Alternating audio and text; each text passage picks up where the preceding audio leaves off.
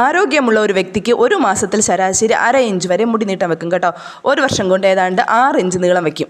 മുടിവേരിൽ നിന്നാണ് വളരുന്നതെന്നതുകൊണ്ട് തന്നെ ഇത്തരം ജൈവ പ്രക്രിയയെ മുടി വെട്ടുന്നത് ബാധിക്കുന്നില്ലേ.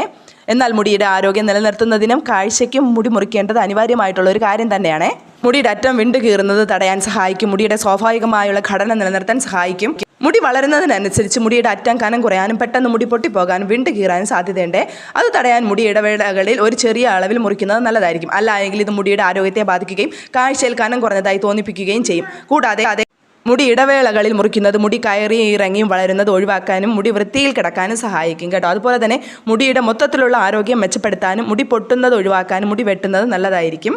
അതുപോലെ തന്നെ മുടി ട്രിം ചെയ്തത് കൊണ്ട് മാത്രം മുടി വളരില്ല കേട്ടോ. പകരം ശരിയായ രീതിയിലുള്ള സ്കാൽപ്പ് മസാജും നൽകാൻ വേണ്ടിയിട്ട് മറക്കരുത്. ഇത് തലയോട്ടിയിൽ രക്തയോട്ടം കൂട്ടിയിട്ട് മുടി വളരാൻ വേണ്ടിയിട്ട് ഹെൽപ്പ് ചെയ്യും കേട്ടോ. ഓരോ 6 മാസം കൂടുമ്പോഴും മുടി മുറിച്ച് കൊടുക്കുന്നത് നല്ലതായിരിക്കും കേട്ടോ. സ്പ്ലിറ്റൻസ് കുറയ്ക്കാൻ വേണ്ടിയിട്ട്. അപ്പോൾ